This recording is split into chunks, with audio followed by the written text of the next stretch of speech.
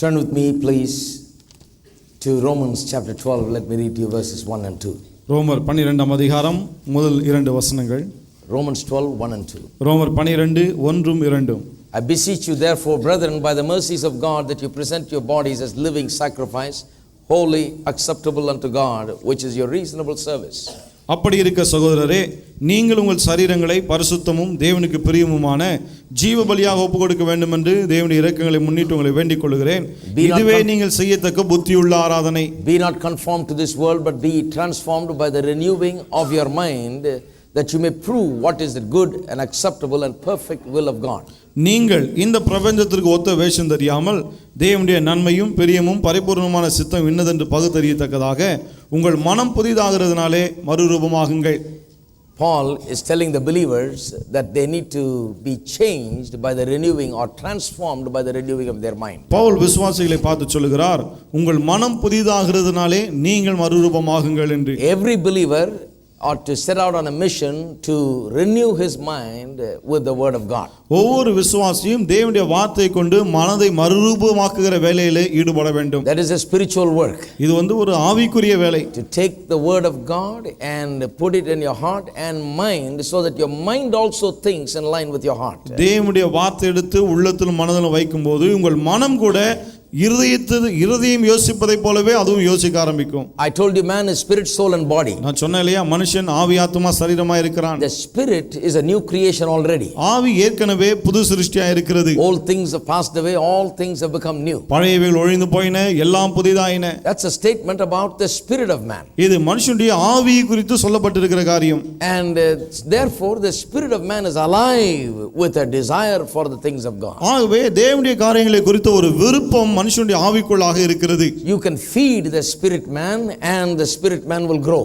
ஆவி மனுஷனை நீங்கள் போஷிக்கும்போது அந்த ஆவி மனுஷன் வளர முடியும். He is a new creation now. ஏனென்றால் அது புது சிருஷ்டியா இருக்கிறது. You need to feed your spirit with the word of God. உங்கள் ஆவியை தேவனுடைய வார்த்தையை கொண்டு நீங்கள் போஷிக்க வேண்டும். Just like food goes into the physical body, gives you physical strength, the food of God's word can go into your heart, your spirit, and give spiritual strength. எப்படி உணவானது நம்முடைய சரீரத்துக்குள்ளே சென்று நம்முடைய சரீரத்துக்கு பலனை கொடுக்கிறதோ அதே போல தேவனுடைய வார்த்தையாகிய ஆவிக்குரிய உணவு உங்கள் இருதயமாகிய ஆவிக்குள்ளே சென்று உங்கள் ஆவியை பலப்படுத்துகிறது.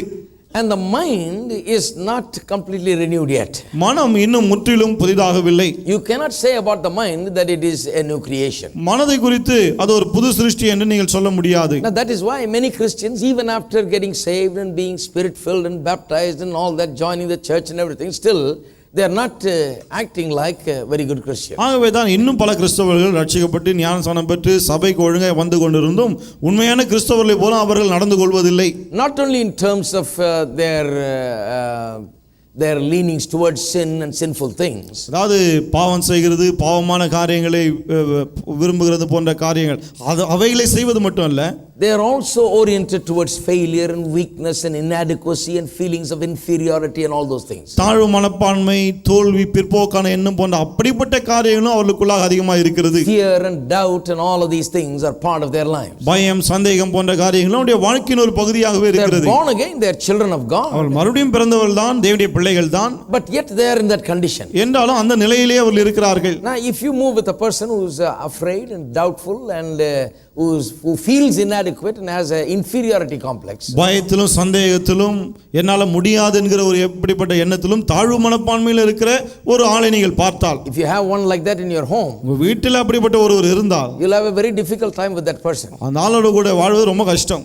Because the second commandment one of the greatest commandments in the Bible is that love your neighbor as yourself. ஏனென்றால் மிகப்பெரிய கற்பனையில் ஒன்று என்ன, உன்னை போல பிறனையும் நேசி. A man who does not love himself cannot love others. தன்னையே நேசிக்க முடியாத ஒரு ஆளால இன்னொரு ஆளை நேசிக்க முடியாது. That is why there's a lot of problems in homes and families. ஆகவே தான் குடும்பங்களில் இன்னைக்கு நிறைய பிரச்சனைகள். Because the man or the woman there feels inadequate, feels small feels inferior. ஏனென்றால் அந்த ஆணுக்கோ அல்லது பெண்ணுக்கோ என்னால முடியாது, நான் சிறியவன், அற்பன் என்கிற அப்படிப்பட்ட ஒரு எண்ணம் எல்லாம் இருக்கிறது. Self doubts rather than self esteems reign. தங்களை குறித்த உயர்வான எண்ணம் இருப்பதற்கு பதிலாக தங்களை குறித்தே சந்தேகப்பட ஆரம்பிக்கிறார்கள். There you have a difficult person to handle. அந்த ஆளை சமாளிக்கிறது ரொம்ப கஷ்டம். Because that person cannot truly love when they don't love themselves. ஏனென்றால் அவர்கள் தங்களையே நேசிக்காத பட்சத்திலே அடுத்தவரை உண்மையை நேசிக்க They look முடியாது. at themselves in the mirror and they hate themselves. அவர்கள் கண்ணாடியில் தங்களை பார்க்கும்போது தங்களை வெறுக்கிறார்கள். When they think of themselves and imagine about themselves, they hate themselves also. அவர்கள் தங்களை குறித்து யோசிக்கும் போது, கற்பனை செய்யும் போதெல்லாம் தங்களை வெறுக்கிறார்கள். They don't like the picture they see of themselves. தங்களை குறித்து காண்கிற அந்த காட்சியை அவர்களுக்கு பிடிப்பதில்லை. Therefore it is very difficult for that person to get along with everybody. அப்படிப்பட்ட ஒரு ஆள் எல்லாரும் கூட சகஜமா இருப்பது ரொம்ப கஷ்டம் தான். So he or she has problems in home, problems at work, problems in interaction with others. அப்படிப்பட்ட ஆளுக்கு வீட்டிலும் பிரச்சனை, அலுவலகத்திலும் பிரச்சனை, மற்ற ஆட்களோடு பழகுவது என்று வரும்போது அதிலும் பிரச்சனை தான். Have you ever wondered in your Christian walk why are Christian, he says he's a Christian or she is a Christian, why do they behave like that? என்னைக்கா நீங்க யோசிச்சிருக்கீங்களா, இவரும் கிறிஸ்தவர்னு சொல்றாரு ஆனா இவங்க ஏன் இப்படி நடந்துக்கறாங்க அப்படினு? When I was a young man, that was one of the greatest dilemmas I had. நான் வாலிபனா இருந்தபோது எனக்கு இருந்த மிகப்பெரிய ஒரு குழப்பமே அதுதான். I saw Christians doing things that ordinary sinners do. சாதாரண பாவிகள் செய்கிற காரியங்களை கிறிஸ்தவர்களும் செய்கிறதை நான் கண்டேன். Then I began to question my whole Christian faith. அப்புறம் தான் என்னுடைய கிறிஸ்தவ விசுவாசத்தையே நான் கேள்வி கேட்க ஆரம்பித்தேன். Well, there must not be nothing to salvation because these people claim they are saved but they don't live like they are saved. என்ன யோசித்தேன், ரட்சிப்புல ஒண்ணுமே இருக்காத போல, என்ன இவரெல்லாம் ரட்சிக்கப்பட்டேன்னு சொல்றாங்க ஆனா ரட்சிக்கப்பட்ட மாதிரி தெரியலையே. No difference between this man and the other man. இவருக்கும் அடுத்தவங்களுக்கும் வித்தியாசமே கிடையாது. The man in the world and the man in church are the same. உலகத்தில் இருக்க ஆளும் சபையில் இருக்க ஆளும் எல்லாம் ஒண்ணா தான் இருக்காங்க. This used to be a big dilemma in my mind. இது என் மனதிலே மிகப்பெரிய ஒரு குழப்பமாகவே இருந்தது. Until I understood spirit, soul and body. என் ஆவி ஆத்மா சரீரத்தை நான் விளங்கிக் கொள்ளுகிற வரையில அப்படிதான் இருந்தது. When I understood spirit, soul and body, then I understood why Christians are like that. ஆவி ஆத்மா சரீரத்தை நான் புரிந்து கொண்ட பிறகுதான் கிறிஸ்தவர்கள் ஏன் அப்படி இருக்கிறார்கள் என்பதை விளங்கிக் கொண்டேன். I understood even though they are a new creation in their spirit, in their mind they are carnal. ஆவியிலே அவர்கள் புது சிருஷ்டியா இருந்தாலும் மனதிலே மாம்சத்துக்குரியவர்களாக இருக்கிறார்கள் என்பதை விளங்கிக் கொண்டேன். That is why Paul writing to Corinthians in chapter 3 says, you ought to be teaching others but I am writing to you like writing to babes. ஆவேதான் Pavul கொரிந்தியருக்கு எழுதும்போது என்ன சொல்கிறார், நீங்கள் மற்றவர்களுக்கு போதிக்க வேண்டியவர்கள் ஆனால் நான் உங்களுக்கு குழந்தைகளை போல உங்களை எண்ணி உங்களுக்கு எழுதுகிறேன் அப்படின்றார். You are like little babies, he says. நீங்க சின்ன குழந்தைகளை போல இருக்கீங்க என்றார். You know, in churches you will find 30 40 year old 50 year old babies. சபையில பார்க்கலாம் 30 40 50 வயசு குழந்தைகளை. They are babies. குழந்தைங்க தான் அவங்கலாம். They cry for every little thing. சின்ன சின்ன விஷயம்னால உடனே அழுவாங்க. You know, they are upset about this and that. இதுக்கும் அதுக்கும் கோவம்லாம் வருது. They can't get along with anybody. யாரோட சகஜமா இருக்க முடியாது. They have been saved and spirit filled and all that 50 years ago, they are still babes. ரட்சிக்கப்பட்டு ஆவியால் நிரம்பி எல்லாம் 50 வருஷமா அப்படிதான் இருப்பாங்க, ஆனா குழந்தைகளாவே இருப்பாங்க. Nature has not changed. அவருடைய தன்மை சுபாவம் இன்னும் மாறவில்லை. Their conduct has not changed. அவருடைய நடக்கை இன்னும் மாறவில்லை. They speak bad about others. அடுத்தவர்கள் குறித்து அவதூறாய் பேசுவது, and they spoil others. அடுத்தவர்களை கெடுப்பது, all of these we have seen among Christians. இதெல்லாம் கிறிஸ்தவ மத்தியிலே நாம் பார்க்கிறோம். Why? Because they are carnal, they have a competitiveness, they have jealousy and envy and strife as Paul says in Corinthians. இதுக்கெல்லாம் காரணம் என்ன? அவர்கள் மாம்சத்துக்குரியவர்கள். பவுல் அதான் சொல்றாரு, இந்த போட்டி பொறாமை பகைமை இதுக்கெல்லாம் காரணம் அவர்கள் மாம்சத்துக்குரியவர்கள். It should not be there among Christians. கிறிஸ்தவ மத்தியிலே அதெல்லாம் இருக்க கூடாது. If you are well off and if you are blessed, then I should be happy. நீங்க நல்லா இருக்கீங்க, ஆசீர்வாதமா இருக்கீங்கன்னா நான் அதை பற்றி சந்தோஷப்படணும். What pleasure can I have if you are not well? நீங்க நல்லா இல்லனா அதுல எனக்கு என்ன சந்தோஷம் இருக்க முடியும்? We are of the one same body. நாம் ஒரே சரீரமா இருக்கிறோம். It is totally unnatural, spiritually speaking, to take pleasure in another man's hurt or another man's problem. ஆவிக்குரிய பிரகாரமா பார்க்கும்போது அடுத்தவருடைய பிரச்சனையின் போது நாம் சந்தோஷமா இருப்பது சரியே கிடையாது. அது That is a messed up mind. அப்படிப்பட்ட ஒரு மனம் குழம்பி இருக்கிற மனம். You will find Christians like that. ஆனா இப்படிப்பட்ட கிறிஸ்தவங்களை நீங்க பார்க்கலாம். You are looking at a carnal Christian who is just like a sinner, sometimes worse than a sinner. நீங்க சில சமயத்துல பாவியை விட மோசமா இருக்கிற இப்படிப்பட்ட மாம்சத்துக்குரிய கிறிஸ்தவர்களை நீங்கள் பார்க்கலாம். They are not a spiritual people. அவர்கள் ஆவிக்குரிய மக்களே கிடையாது. Well, you know, are they forgiven? அவர்கள் மன்னிக்கப்பட்டவர்களா? Are they children of God? தேவனுடைய பிள்ளைகளா? Yes, they are. நிச்சயமா அவங்க தேவனுடைய பிள்ளைகள் தான். But are they spiritual? ஆனால் ஆவிக்குரியவர்களா? Are they spiritual? அவர்கள் ஆவிக்குரியவர்களா? You are not spiritual because you go to a spiritual church. ஏதோ நீங்க ஒரு ஆவிக்குரிய சபைக்கு போகிறதுனால நீங்கள் ஆவிக்குரியல் என்று You are கிடையாது. not spiritual just because you have taken baptism by immersion. தண்ணீரில் முழுகி ஞானஸ்நானம் எடுத்ததனாலே நீங்கள் ஆவிக்குரியவர் என்று கிடையாது. If that is so, then that's the easiest thing to become spiritual. அப்படி எல்லாம் இருந்த ஆவிக்குரியவர்கள் சொன்னா பிறகு ஒரு ஆவிக்குரியவனா இருந்து ரொம்ப easy. How difficult is to put you into the water and bring you out? உங்களை தண்ணியில முக்கி வெளியே கொண்டு வரது எவ்வளவு கஷ்டம். I can take any duck and duck it into the water and bring it out. வாத்தை கூட உள்ள முக்கி வெளியே கொண்டு வந்துடலாம் பாருங்க. Nothing. அதுல ஒண்ணுமே கிடையாது. Is the கிடையாது. duck spiritual?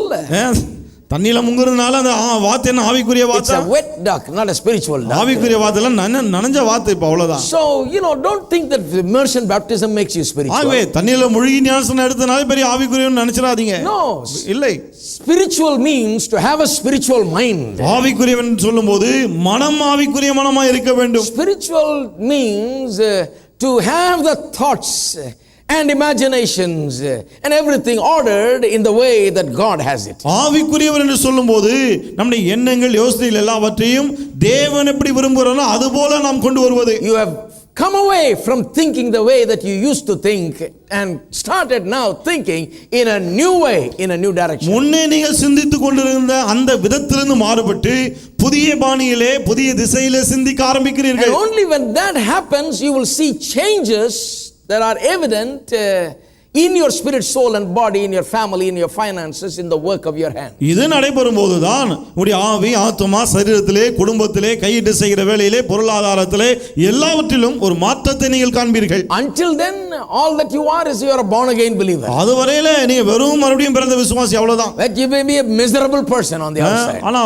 உள்ள நீங்க ரொம்ப பரிதாபமான ஒரு ஆளா இருக்கலாம். You may be a miserable person to get along with at home and work and everywhere. வீட்டிலே வேலை ஸ்தலத்திலே உங்களோடு கூட பழகி சகஜமா இருப்பது ரொம்ப கஷ்டமா இருக்கலாம். You may not be successful. நீங்க வெற்றிகரமா இல்லாமல் இருக்கலாம். You may not be happy. சந்தோஷமா இல்லாமல் இருக்கலாம். Even though you are born again. நீங்கள் ரட்சிக்கப்பட்டு முடியலாம் இருக்கலாம். When your life outwardly changes is when your mind also aligns itself with the spirit and its condition of being a new creation. உங்களுடைய புறமான வாழ்க்கையில எப்படி ஒரு மாற்றம் வரும்?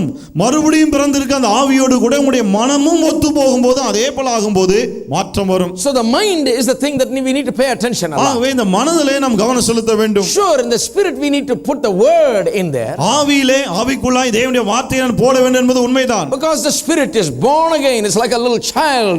It can take food and grow with food. ஏனென்றால் ஆவி மறுபடியும் பிறந்திருக்கிறது ஒரு சின்ன குழந்தையை போல உணவு கொடுக்க அதை உட்கொண்டு வளர முடியும். So pay attention to the spirit also. ஆவியிலே கவனம் செலுத்துங்கள். In feeding the spirit. ஆவியை போஷியுங்கள். But the mind also has to we have to pay attention to the mind also. ஆனால் மனதிற்கும் நாம் கவனத்தை செலுத்த வேண்டும். Because as a man thinketh, so is he. என்றால் ஒரு மனுஷனுடைய எண்ணம் எப்படியோ அவன் அப்படிதான் இருக்கிறான். Amen. Amen.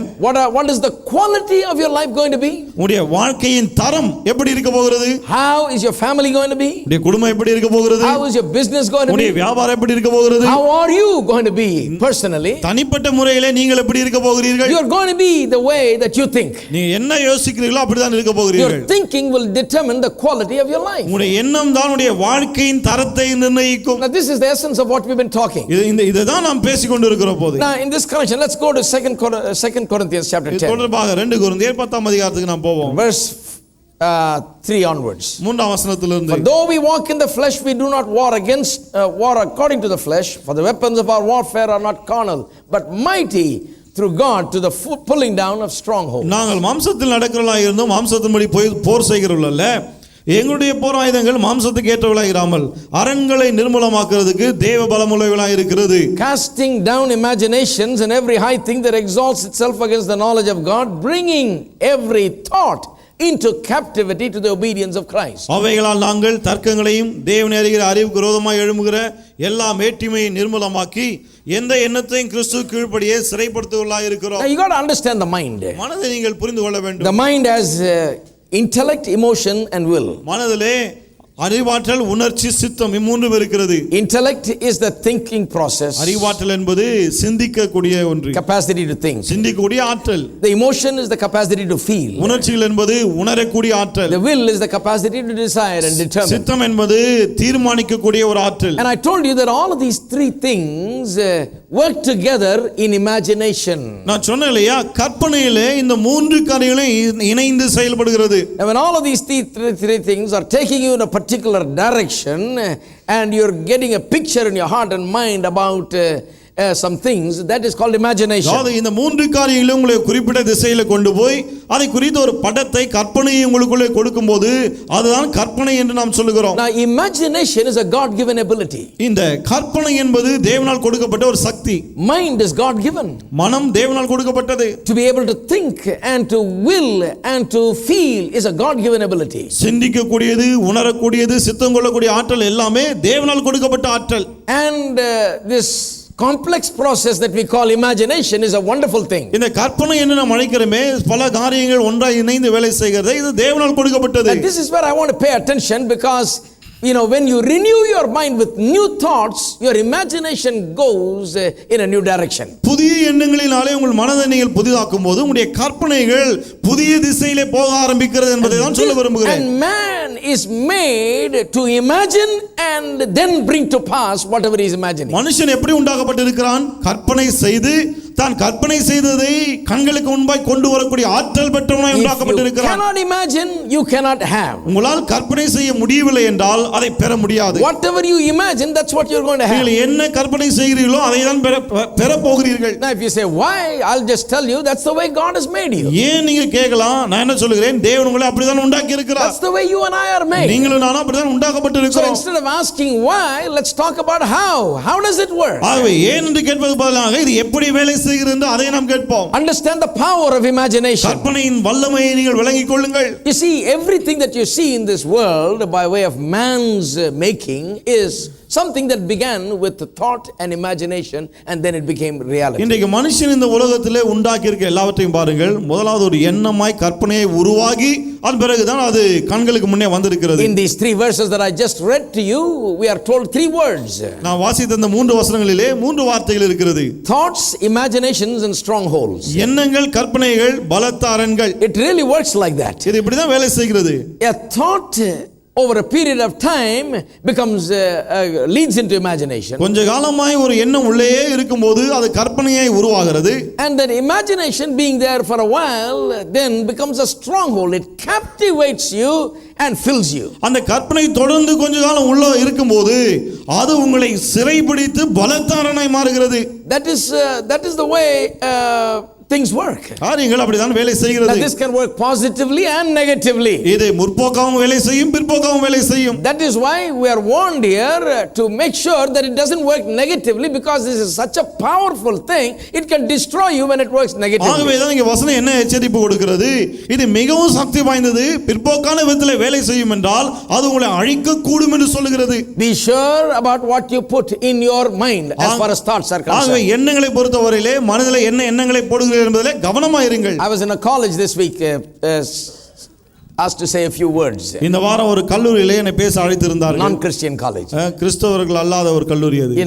And they also had an actress and others, and had a panel and அங்கே ஒரு நடிகையும் வேறு சிலரையும் ஒரு குழுவை போல கூப்பிட்டு இருந்தார்கள் அங்கே. They just bombarded that actress with all kinds of questions, அந்த நடிகை கிட்ட பலவிதமான கேள்விகளை கேட்டார்கள். And then I was asked to preach. அதன் பிறகு என்ன பேசும்படி சொன்னார்கள். And I was talking to them something about the thoughts. இந்த எண்ணங்களை குறித்து அவளோடு கூட பேசிக் கொண்டிருந்தேன். They were actually concerned about AIDS, and they were trying to create an awareness. சொல்லப்போனால் அந்த எய்ட்ஸ் குறித்து அது குறித்து விழிப்புணர்வை உண்டாக்க வேண்டும் என்று அப்படி கூட்டியிருந்தார்கள். Even though immorality is not the only source of AIDS as a disease, it is one of the main reasons why AIDS is there. அது எய்ட்ஸ்க்கு ஒழுக்கக்கேடான வாழ்க்கை ஒரு முக்கியமான காரணம். அதுதான் எல்லா காரணம் சொல்ல முடியாது, அது ஒரு முக்கியமான காரணம். Some people get it just by having some injections and through needles and so on. சிலர் ஊசியின் மூலமா சில வழிகள் எல்லாம் அந்த எய்ட்ஸ் அவங்களுக்கு பரவுகிறது. Innocent people get it. ஒண்ணும் மரியாதையில கூட அதை பெறுகிறார்கள். But a lot of people get it, I think, because of the immorality. ஆனா நிறைய பேர் ஒழுக்கக்கேடான வாழ்க்கையின் மூலமா அதை பெறுகிறார்கள். So everywhere there were signs. எல்லா இடத்திலும் அந்த சயின்ஸ்லாம் இருந்தது. Say no to premarital sex. திருமணத்துக்கு முன்னாலே செக்ஸ் வேண்டாம் என்று சொல்லுங்கள்.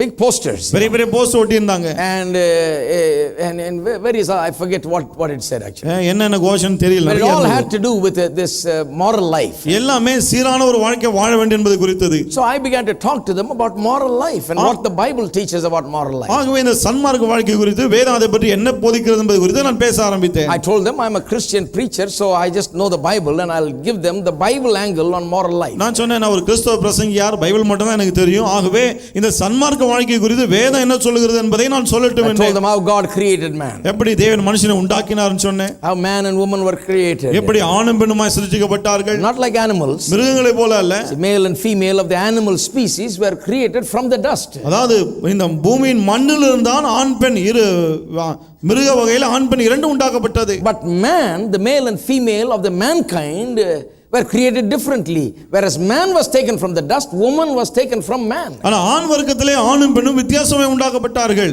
ஆண் மண்ணிலிருந்து எடுக்கப்பட்டான், ஆனால் பெண் ஆணிலிருந்து எடுக்கப்பட்டாள். Now this is to tell us that there is a exclusive type of relationship between the man and woman. இது எதற்காகன்னு சொன்னா ஆணுக்கும் பெண்ணுக்கும் இடையே மிகவும் புனிதமான ஒரு உறவு இருக்கிறது என்பதை சொல்லத்தான். That one woman must complete one man and one man must complete one woman. அந்த ஒரு ஆண் இந்த ஒரு பெண்ணையும், இந்த ஒரு பெண் அந்த ஒரு ஆணையும் முழுமையடை செய்ய வேண்டும். Animals were not created like that. ஆனா மிருகங்கள் அப்படி உண்டாக்கப்படவில்லை. That is why you have no hippo AIDS.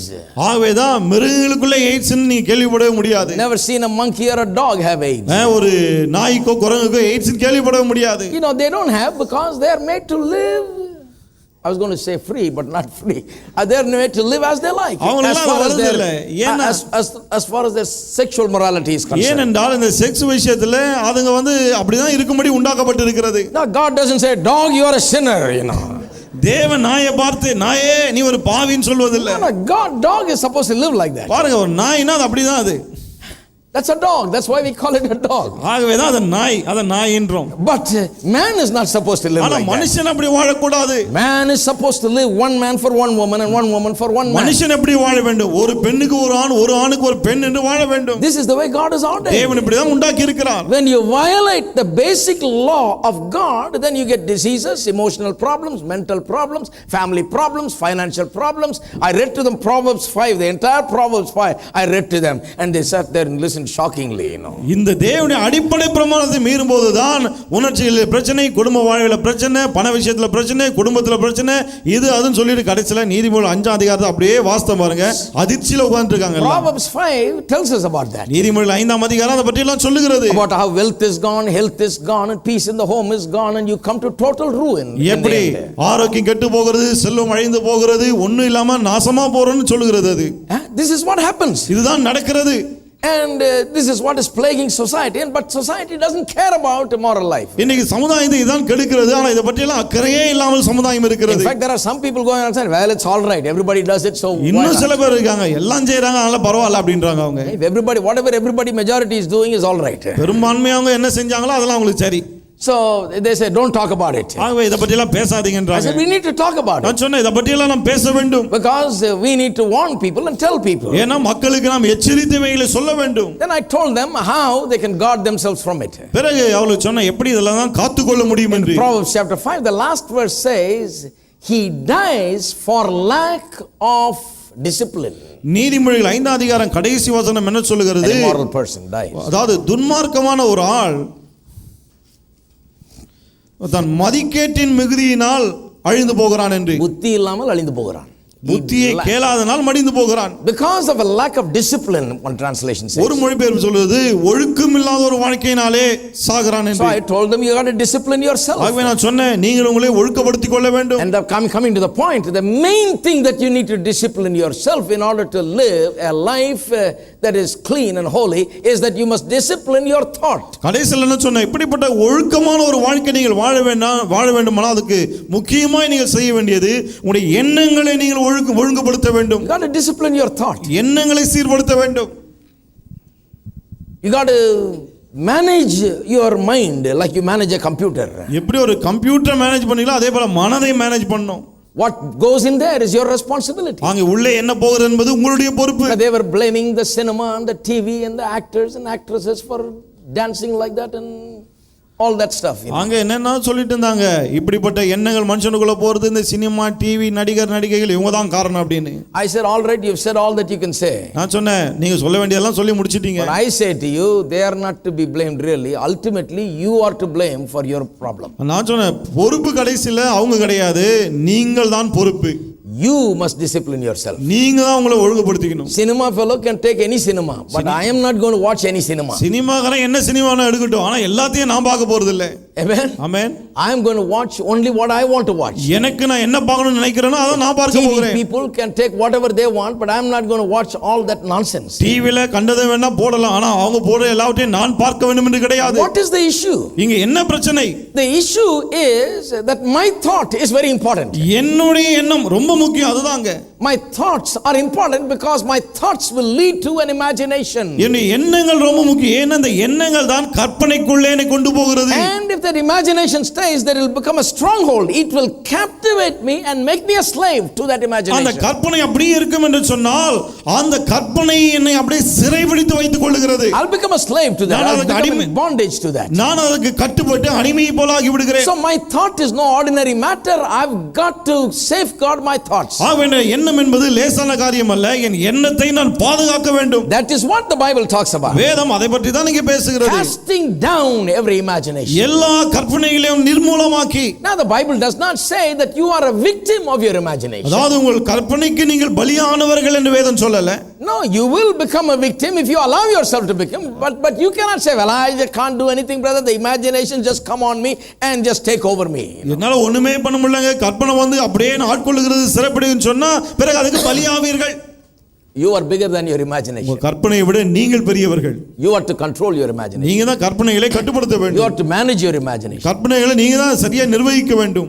This is imagination is not something that happens in your subliminal or subconscious mind. அதாவது இந்த கற்பனை என்பது உங்களுக்கே தெரியாமல் நடைபெறுகிற ஒரு காரியம் அல்ல. Not in your subconscious.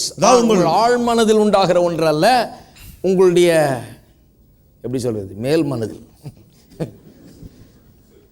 It happens where you know that it's happening. அதாவது கற்பனை நீங்க கற்பனை பண்ணும்போது உங்களுக்கே தெரியும் கற்பனை பண்றோம்னு. When you're talking about the subconscious, sometimes you don't know what is happening in the subconscious. ஆனா ஆழ்மனதுன்னு சொல்றோமே, சில சமயத்துல அங்க என்ன நடக்குது நமக்கு தெரியாம போயிடுது. That is why we call it the subconscious. ஆகவே தான் அந்த ஆழ்மனது என்று அழைக்கிறோம். But the conscious is where you are conscious about what is happening. ஆனா இந்த மனதிலே என்ன நடக்கிறது என்பது உங்களுக்கே தெரிகிறது.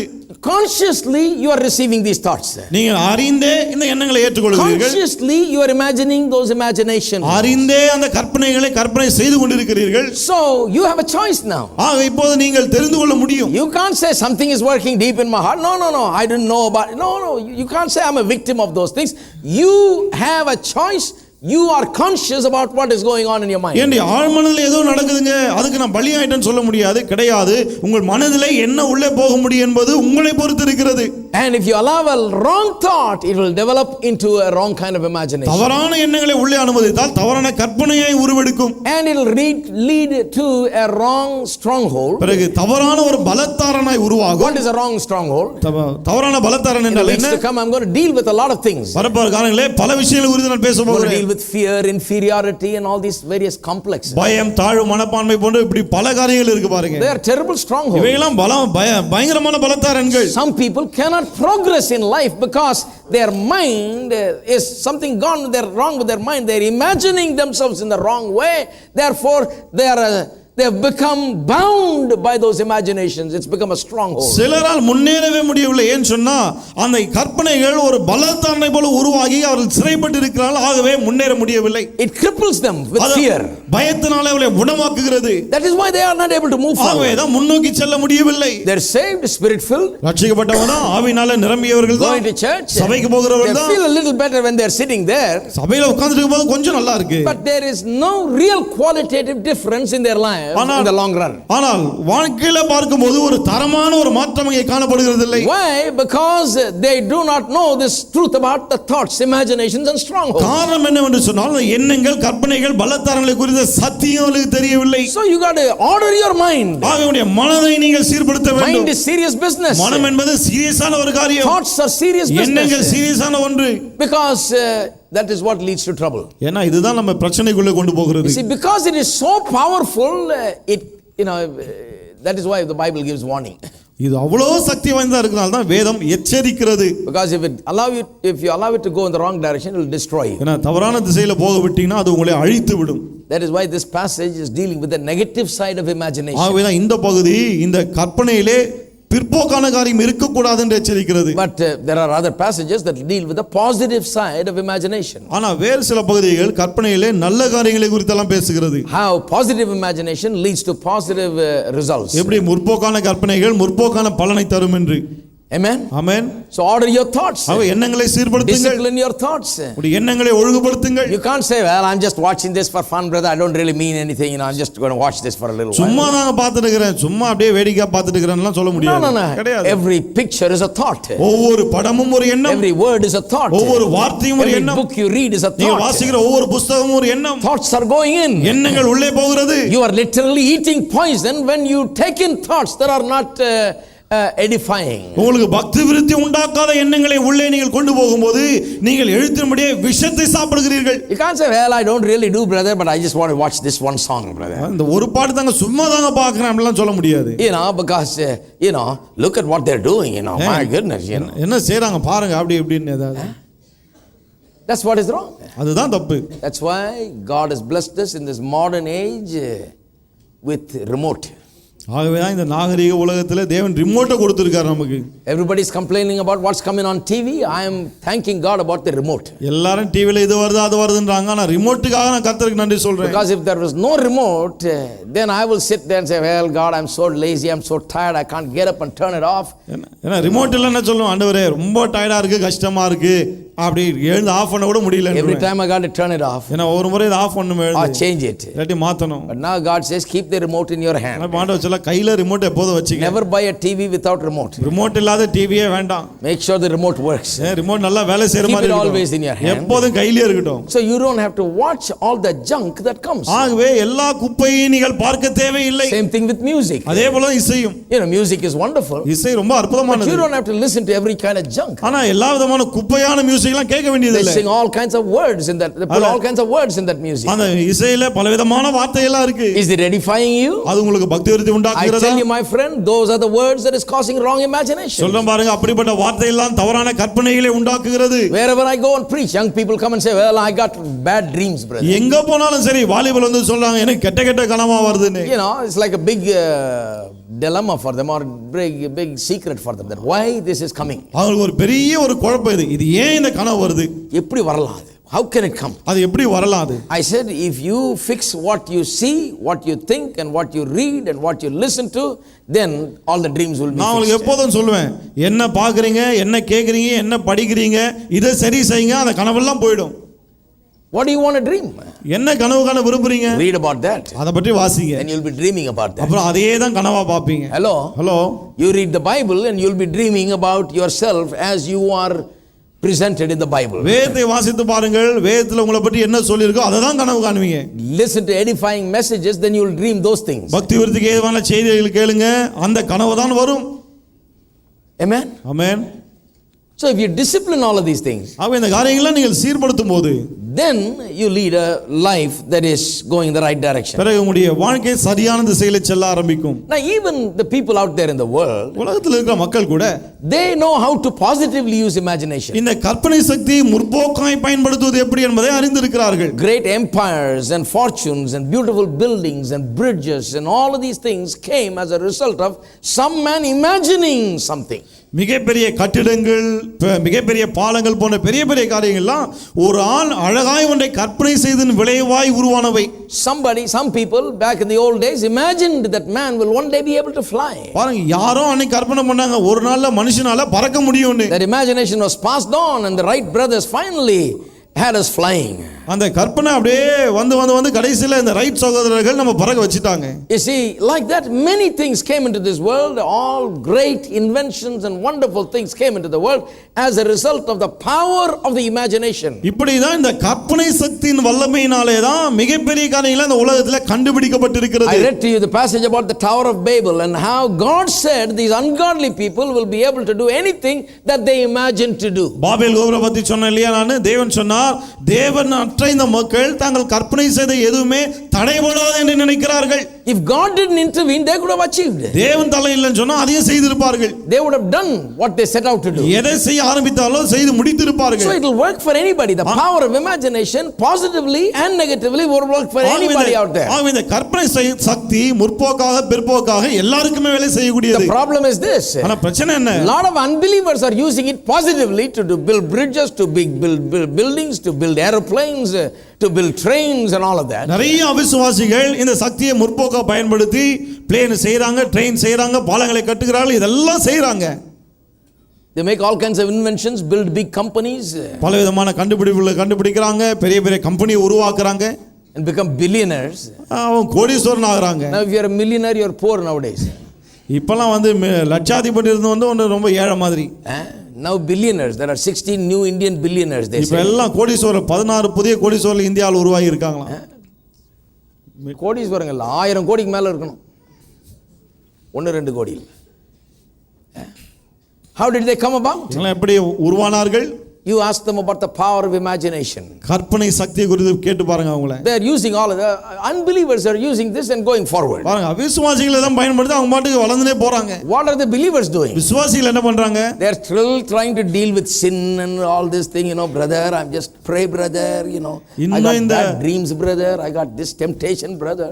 இன்னும் இந்த பாவத்தோட போராட்டம். எனக்கு இந்த கனவு வருது பிரதர், இந்த சோதனை வருது பிரதர், இது வருது பிரதர், அது வருது பிரதர் அப்படின்னு. I'm not able to get a job brother. எனக்கு வேலை கிடைக்கல brother. I'm not able to earn enough money brother. போதுமான அளவுக்கு சம்பாதிக்க முடியல பிரதர். Pray brother. ஜெபம் பண்ணுங்க I think brother. somebody has put some witchcraft. யாரோ ஏதோ மந்திரவாதம் பண்ணிட்டு இருக்காங்கன்னு நினைக்கிறேன், பில்லி சூனியம். Usually some Christian preacher has told them that. இது யார் சொன்னா? யாரா கிறிஸ்தவ பிரசங்கியார் சொல்லி இருப்பார் அதை. Whether anybody did it or not, Christian preachers are sometimes very good at saying these things. செஞ்சாங்களா இல்லையான்னு வேற, கிறிஸ்தவ பிரசங்கியார் இதெல்லாம் சொல்லிடுவாங்க. செஞ்சாங்களே செய்யல சொஞ்சாங்கன்னு சொல்லி வச்சிர வேண்டியது ஒரு வார்த்தை.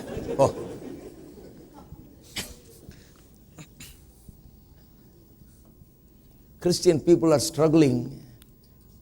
கிறிஸ்தவர்கள் போராடி கொண்டிருக்கிறார்கள். They are just waiting for Jesus to come in the second coming and rescue them so that they can fly away. இயேசு திரும்ப வந்து நம்மை காப்பாற்றுவார், அவரோட பறந்து போயிடலாம்னு காத்துறாங்க. ஓடி போயிடலாம்னு பார்த்துட்டு இருக்காங்க.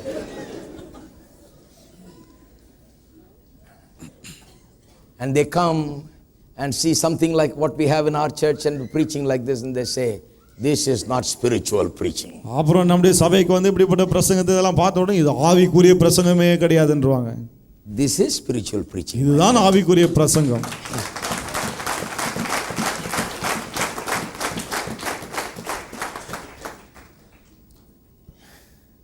No wonder Jesus said the children of the world are wiser than the children of the kingdom. ஆவேதான் இயேசு சொன்னார் பாருங்க, தேவனுடைய பிள்ளைகளுக்கு பாருங்க உலகத்தில் இருக்கிற மக்கள் ரொம்ப ஞானமுள்ளவங்களா இருக்காங்கன்னு. Sometimes it makes me feel ashamed when we look at the world, and what they're doing and what the Christian church is doing. சில சமயத்தில் உலகத்தையும் அவங்க செய்யறதையும் பார்க்கும்போது, கிறிஸ்தவ சபையை பார்க்கும்போது நமக்கே வெக்கமா இருக்கு. Here they have to sell vada and bonda and bhaji to raise money. இங்க வந்து ஊழியத்துக்கு பணம் திரட்ட போண்டா வடை பஜ்ஜி இதெல்லாம் வித்துட்டு இருக்காங்க. 5 ரூபாய் 10 ரூபாய். And if you go to meetings, they are saying if you give 10 rupees, everybody gives 10 rupees, 2000 people here, 10 rupees each, then we will have our budget met. Meeting பண்ண அவங்க என்ன சொல்றாங்க, இங்க 2000 பேர் இருக்கீங்க, ஆளுக்கு 10 ரூபாய் கொடுத்தாலே போதும், நம்முடைய பட்ஜெட் சரியாயிடும். இவங்க பட்ஜெட்டை வெளியே சொன்னாலே வெக்க கேடு, இதுக்கு 10 ரூபாயை அவர் வெளியே சொல்லணுமா? I asked them, why did you have the meeting if you didn't have that money? நான் என்ன கேக்குறேன், கையில காசு இல்லைன்னா அப்புறம் எதுக்கு மீட்டிங் வைக்கிறீங்க? Did somebody ask you for a meeting? Meeting வைங்கன்னு யாராவது கேட்டாங்களா? Have you ever asked somebody for that? நீங்க போய் கேட்டிருக்கீங்களா யார்கிட்டயாவது? What kind of picture are we presenting to the world? என்ன விதமான ஒரு படத்தை உலகத்துக்கு நாம் காட்டுகிறோம்? Are we presenting the picture that we are the sons and daughters of the Almighty God? நாம் சர்வ வல்லமையுள்ள தேவனுடைய குமாரர் குமாரத்திகள் என்ற படத்தை காட்டுகிறோமா? That with our God all things are possible. நம்முடைய தேவனாலே எல்லாம் கூடும் என்று காட்டுகிறோமா? And to him that believeth all things are possible. விசுவாசிக்கிறவனுக்கு எல்லாம் கூடும் என்று காட்டுகிறோமா? Demonstrating to the world that you are made in the image and likeness of God. நான் தேவனுடைய சாயலிலே ரூபத்திலே உண்டாக்கப்பட்டவன் என்று உலகத்துக்கு காட்டுறீங்களா? Amen. Amen. கொஞ்சம் ரோஷம் வரட்டும். தமிழ்ல சொன்னா நல்லா இருக்குது. Let everybody get worked up about this. எல்லாருக்கும் இத பத்தி ஒரு ரோஷம் வரட்டும். Then we'll see some mighty men and women here in this church. அப்புறம் இந்த சபையில சில வல்லமையான ஆண்களை மக்களை நாம் பார்க்க முடியும்.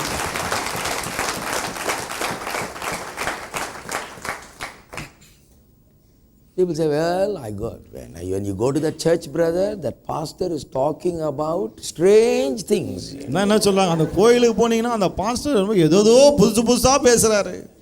We are talking about heaven, he is talking about imagination. நாம பரலோகத்தை பற்றி பேசுறோம், அவர் கற்பனையை பற்றி பேசிட்டு இருக்காரு. How worldly, brother. இவ்வளவு உலக பிரகாரமா இருக்காரு பாருங்க. Always heavenly minded, he is only talking about imagination. நாம எப்போதும் பரலோகம் இருக்காங்க, ஆனா இவர் கற்பனையை பற்றி பேசிட்டு இருக்காரு. அவங்க சீக்கிரம் பரலோகம் போயிடுறது தான் பெட்டர். மற்றவங்களையும் தடை பண்ணிடலாம். It's better that they go early because we don't want them stopping others.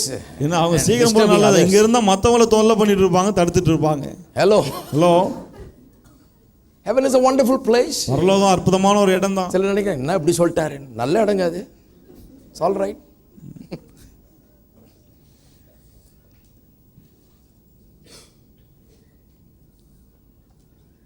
One preacher came to me and said, ஒரு பிரசங்கியார் என்கிட்ட வந்து சொன்னாரு, no money, brother. கையில காசே இல்ல brother. In our church nobody gives anything. எங்க கோயில்ல யாரும் ஒண்ணுமே கொடுக்கிறது இல்ல. What to do? என்ன செய்யறது? I said, die and go to heaven.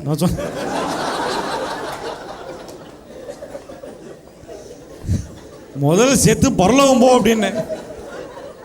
ஐயா இப்படி சொல்லிட்டீங்களே, இன்னும் என்ன பண்றது?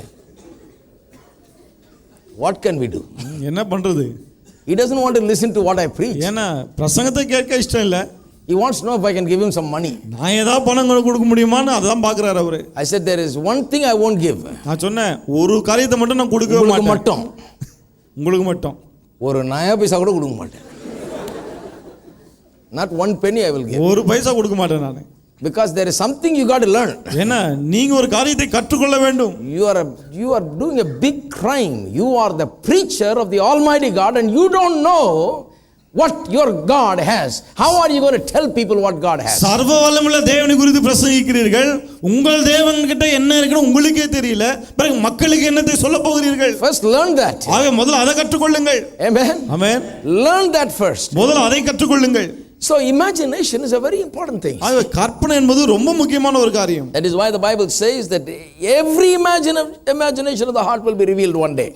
வேதம் சொல்லுகிறது மனதில் இருக்க ஒவ்வொரு கற்பனை எண்ணமும் ஒரு நாளிலே வெளிப்படும் என்று. Because imagination is behind every sin, every wickedness.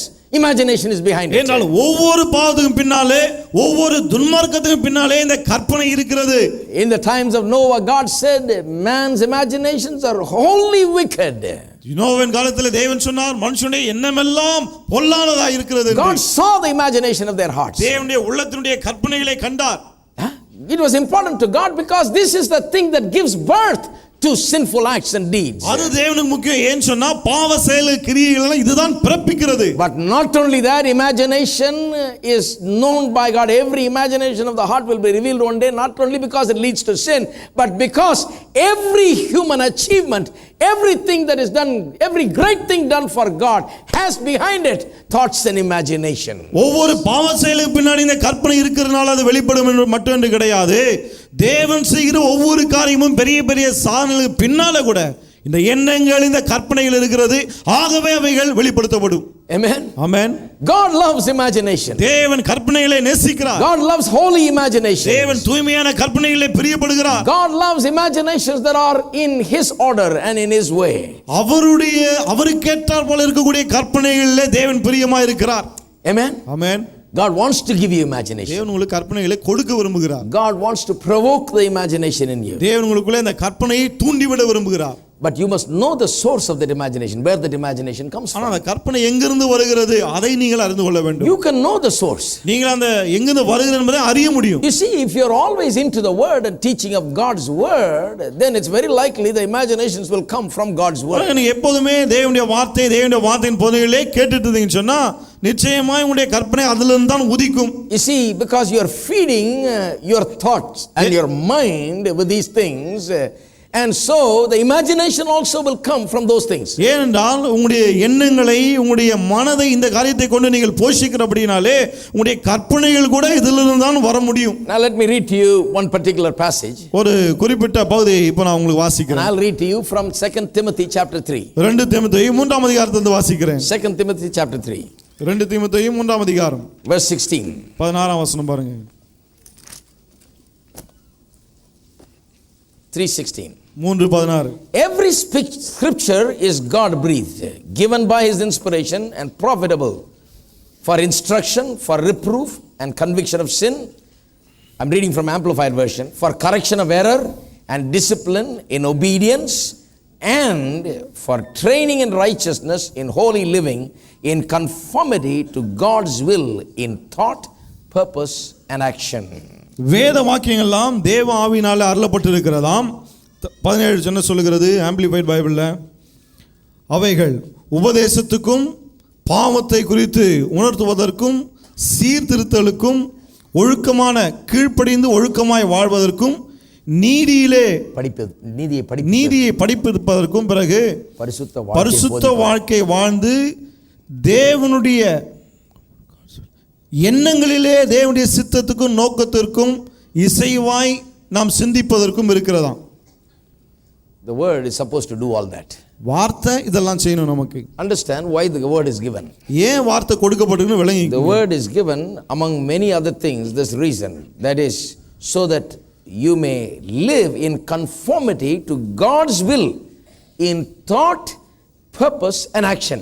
உங்களுடைய எண்ணங்களிலும் நோக்கங்களிலும் செயல்களிலும் தேவனுடைய சித்தத்துக்கு ஏற்றார் போல நீங்கள் வாழும்படி வசனம் கொடுக்கப்பட்டிருக்கிறது. Let me say it once again. மறுபடியும் சொல்ல பாருங்க. In your thought, purpose and action you may be in the will of God. That's why the word of God is given. வசனம் எதற்காக கொடுக்கப்பட்டிருக்குதா? உங்களுடைய எண்ணத்திலே நோக்கத்திலே செயலிலே நீங்கள் தேவனுடைய சித்தத்துக்கு ஏற்றார் போல செயல்படும்படியாய் கொடுக்கப்பட்டிருக்கு. If your thought, purpose and action is going to be aligned with the will of God by the word of God, தேவனுடைய வார்த்தையின் மூலமாய் உங்களுடைய எண்ணம் நோக்கம் செயல் எல்லாம் தேவனுடைய சித்தத்திற்கு ஏற்றார் போல இருக்கும் என்றால், then I say to you that any spiritual believer, whatever he wants to achieve in every area of his life, his achievements will be based on how much he goes into the word.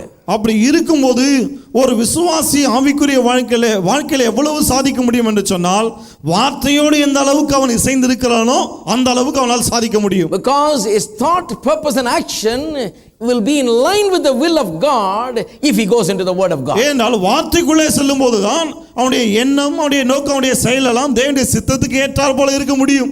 Now the Bible therefore is a wonderful book. ஆகவேதான் வேதம் ஒரு அருமையான புத்தகம். One of the reasons why the Bible is given is this. வேதம் நமக்கு கொடுக்கப்பட்டதற்கு பல காரணங்கள ஒன்று என்னன்னா, you will notice that in many promises, பல வாக்குத்தத்தங்களை நீங்கள் அதை பார்க்கலாம். It is to give you an imagination, to provoke and inspire within you an imagination. உங்களுக்குள்ளே ஒரு கற்பனையை கொடுக்க, கற்பனையை தூண்டி விடும்படியாக அது கொடுக்கப்படுகிறது. You know, I've read Psalm 1 all my life when I was a child, you know. நான் சின்னதுல இருந்தே முதலாம் சங்கீதத்தை எப்போதும் படிச்சு தான் இருக்கேன் நான். But then one day I began to really understand it. ஆனா ஒரு நாள் எனக்கு அப்பதான் புரிய ஆரம்பித்தது. When I began to understand these things, that's when I began to see it as I should. இந்த காரியங்கள் விளங்க ஆரம்பிச்ச போது தான் என்னை நான் எப்படி பார்க்க வேண்டுமோ அப்படி பார்க்க ஆரம்பித்தேன். He said, "Blessed is the man who delights in the word of the Lord day and night." கர்த்தருடைய வேதத்திலே இரவும் பகலும் தியானமாய் இருக்கிற மனுஷன் பாக்கியவான். What shall he be like? அவன் எப்படிப்பட்டவனாய் இருப்பான்? Now get ready for imagination. இப்போ கற்பனை பண்ண ரெடி ஆங்க. He shall be like the tree planted by the rivers of water. அவன் நீர்க்கால்களோரமாய் நடப்பட்ட மரத்தை போல இருப்பான். He shall yield his fruit in season, his leaf shall not wither. ஏற்ற காலத்திலே கனி தருவான், அவனுடைய இலை உதிராது. And whatever he does shall prosper. அவன் செய்கிற எல்லாமே வாய்க்கும். From the time I began to learn about this, I began to imagine my life being like a lush green tree yielding many fruits. அதை புரிந்து கொள்ள ஆரம்பித்த நாளிலிருந்து என்னுடைய வாழ்க்கையை எப்படி கற்பனை பண்ணி பார்க்க ஆரம்பித்தேன். பசுமையான மரம், பச்சை பசேல் என்று மிகுந்த கனிகளை கொடுக்கிற மரத்தை போல கற்பனை செய்ய ஆரம்பித்தேன். I tell you, my friend, you may be young today, you may have nothing and you may be poor and all that, but I tell you, all success begins with imagination. இன்றைக்கு வாலிபர்கள் சொல்லுகிறேன், நீங்கள் ஒன்றும் இல்லாமல் இருக்கலாம், கையில ஒரு பைசா இல்லாமல் இருக்கலாம், ஒண்ணுமே இல்லாத இருந்தாலும் கூட எல்லா வெற்றியும் இந்த கற்பனையில ஆரம்பிக்கிறது. We are talking about how things work. காரியங்கள் எப்படி வேலை செய்கிறது அதை பேசிக் கொண்டிருக்கிறோம். It begins with thoughts and imagination. அது எண்ணங்களிலே கற்பனைகளிலே ஆரம்பிக்கிறது. Are you a born again believer? நீங்க மறுபடியும் பிறந்த விசுவாசியா? Does Jesus live in you? இயேசு உங்களுக்குள்ள இருக்கிறாரா?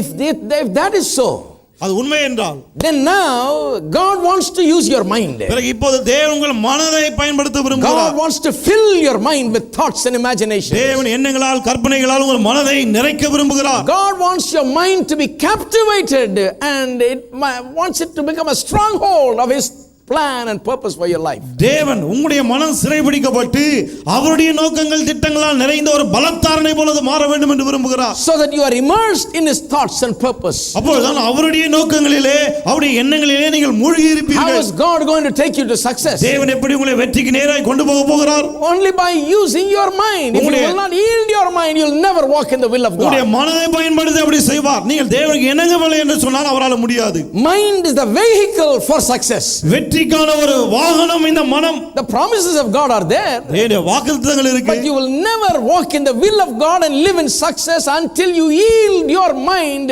to the things of God. ஆனால் தேவனுடைய காரியங்களுக்கு உங்களுடைய மனதை இணங்கி நீங்கள் ஒப்பு கொடுக்காவிட்டால் தேவனுடைய சித்தத்தை அறிந்து வெற்றியின் பாதையிலே செல்ல முடியாது. God wants to get into your mind. தேவன் உங்கள் மனதுக்குள்ளே வர விரும்புகிறார். Wants to put thoughts. உங்கள் அந்த எண்ணங்களை வைக்க He விரும்புகிறார். wants to put imagination. கற்பனைகளை கொடுக்க விரும்புகிறார். How does it work? அது எப்படி வேலை செய்கிறது?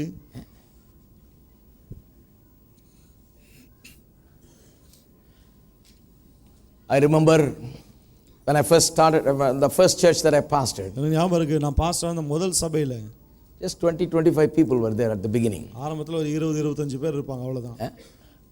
That was the thing that did not attract me to that church. ஆகவே தான் அந்த சபைக்கு நான் போக விரும்பல.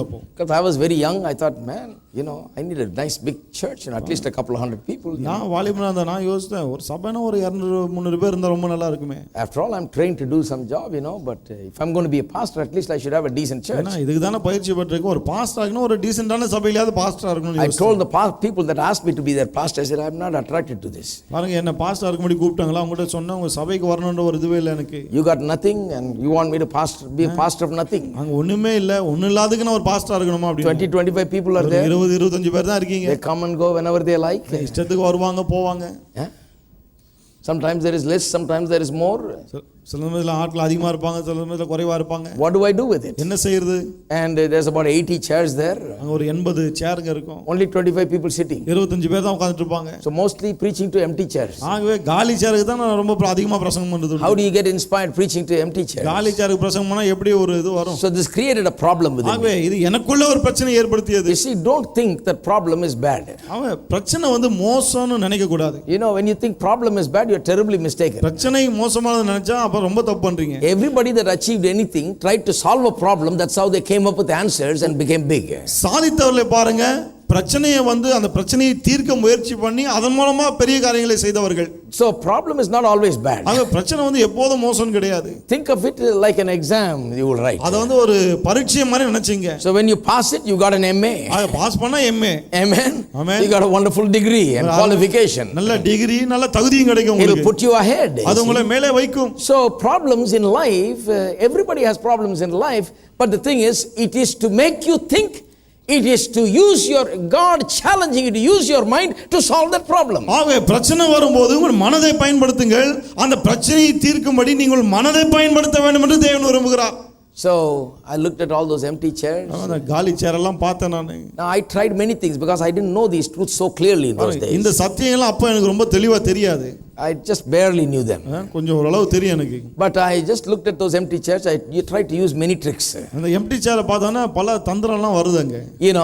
I remember my preaching professor said, if you notice some people that are not listening to you properly, don't look at them. அதாவது என்ன preaching professor என்ன சொன்னாரு, உங்களுடைய பிரசங்கத்தை கவனிக்காத ஆட்கள் யாராவது இருந்தாங்கன்னா அவங்கள நீங்க பார்க்காதீங்க. Always know the people that you really listen, that are eager, and keep seeing them, keep looking at them and keep preaching. எப்போதுமே யார் உங்க பிரசங்கத்தை நல்லா கவனிக்கிறாங்கன்னு பாருங்க, அவங்களே பார்த்துட்டு இருங்க அப்படினாரு. So I followed that for a long time. ரொம்ப நாளா அதே அப்படியே ஃபாலோ பண்ணேன், இப்பவும் ஃபாலோ பண்றேன். You know, I don't look at people that don't want to listen. என் பிரசங்கத்தை கேட்க விரும்பாத ஆட்களை நான் பார்க்கிறது இல்ல. I'll just look at people that want to listen carefully and I'll preach. It makes me preach better. இல்லையா, அவங்கள பார்க்கும்போது பிரசங்கம் இன்னும் நல்லா வருது. But there was only few. ஆனா அங்க இருந்ததே கொஞ்சம். So out of the 25 you have to find ones who like your preaching. ஆகவே அந்த 25ல உங்க பிரசங்கம் யாருக்கு ரொம்ப பிடிச்சிருக்குன்னு அதை வேற பார்க்கணும். My preaching was not also that great. என் பிரசங்கமா அப்ப அவ்வளவு ஒண்ணும் நல்லா இருக்காது. Sometimes it's wonderful, sometimes it's not. சில சமயத்துல நல்லா இருக்கும், சில சமயத்துல ஒரு மாதிரி இருக்கும். So I was wondering, how to manage this. ஆகவே நான் யோசிச்சதெல்லாம் எப்படி சமாளிக்கிறதுன்னு. I tried closing my eyes and preaching a little bit. கண்ணை மூடி பிரசங்கம் பண்ணி பார்த்தேன். I thought, maybe I won't get so discouraged. ரொம்ப அதைரியம் பண்ற கூடாதுன்னு அப்படி பண்ணேன். Because I knew an Indian preacher who said he closed his eyes and preached. நான் ஒரு இந்திய பிரசங்கியார் நான் சொல்லி கேட்டேன், அவர் வந்து கண்ணை மூடி தான் பிரசங்கம் பண்ணுவார். It doesn't go well in America because when you close your eyes they think you are sleeping while you are preaching. இது அமெரிக்கால சரிப்படாது, ஏன்னா நீ கண்ணை மூடிட்டீங்கன்னா தூங்க போயிட்டீங்கன்னு நினைச்சிருவாங்க. So in India they think you are a great guru, இந்தியால கண்ணை மூடினா நீங்க ரொம்ப பெரிய ஆள் நினைச்சிருவாங்க. There it doesn't work. அது அங்க அதெல்லாம் So I opened my eyes. அவன் கண்ணை திறந்துட்டேன். So after I battled with this thing after a while. இந்த மாதிரி ரொம்ப ஒரு பெரிய போராட்டம் நடந்த பிறகு Then I began to read some material. சில புத்தகங்களை வாசிக்க ஆரம்பிச்சேன். I read about a preacher who used this method. அதுல ஒரு பிரசங்கியார் அத வாசித்த அவர் வந்து இந்த முறையை பின்பற்றினாராம். He was in the same situation. அவரும் இதே போல சூழ்நிலையில தான் இருந்தார். At the early points in his அவருடைய life. வாழ்க்கையின் ஊழியத்தின் ஆரம்ப காலகட்டத்தில். He said, I began to imagine every chair being filled and people standing out there without any room. அவர் என்ன சொன்னாருங்க, எல்லா சேரும் நிரம்பி வழிந்து உள்ள உட்கார ஜனங்களுக்கு இடமில்லை என்பது போல கற்பனை செய்து கொள்ள ஆரம்பித்தாராம். He began to imagine it every day. ஒவ்வொரு நாளும் அப்படி கற்பனை செய்ய ஆரம்பித்தார். He said if he went one day to the church where he was pastoring, he was also pastoring his first or second church. பாருங்க, அப்புறம் வந்து முதல் சபை இரண்டாவது சபை அங்க தான் pastor. Later on he became a very very famous preacher. பின்னாடி ரொம்ப பெரிய பிரபலமான பிரசங்கியார். World renowned preacher, millions of his books began to sell. உலக புகழ்பெற்ற பிரசங்கியார், மில்லியன் கணக்கான புத்தகங்கள் விற்றது. He went to church one day in the small church he pastored in Brooklyn, New York. நியூயார்க்ல ஒரு சின்ன சபையில போதகரா இருந்தார். அந்த சபைக்கு போனாராம். And the man who was taking care of the church, cleaning up the church, took one of the benches out and he was ready to cut it for fire. அங்க சபையை clean பண்ணி மெயின்டைன் பண்ற ஆளு அங்க சபையில ஒரு பெஞ்சை எடுத்து வெட்டிட்டு அதை நெருப்புல போட்டு எரிக்கலாம்னு இருந்தாராம். He is not cut it yet, he has taken it out to cut. இன்னும் வெட்டலாம்னு வெளிய எடுத்துட்டு போறாரு. So this man went and said, what are you doing? அவர் போய் கேட்டாரு, என்ன பண்றீங்க அப்படினு. Well, nobody sits in it anyway. Nobody, all these years nobody sat in it, so let's at least burn it. அவர் சொன்னாரா, இத்தனை வருஷமா இங்க தான் இருக்கு, யாரதுல உட்கார்ந்த மாதிரி தெரியல, ஆகவே நெருப்புல அது போடலாம். Church doesn't have money also. கையில காசு இல்ல சபையில. At least this will warm up the place. இந்த இடத்துல நெருப்புல போட்டா கொஞ்சம் அனலாவது கிடைக்கும் இங்க. Provide heating. ஹீட்டிங் வசதியா இருக்கும். But this preacher said, no, there will be somebody coming and sitting here. இந்த பிரசங்கியார் சொன்னார், கிடையாது இதுல வந்து யாராவது உட்காருவாங்க.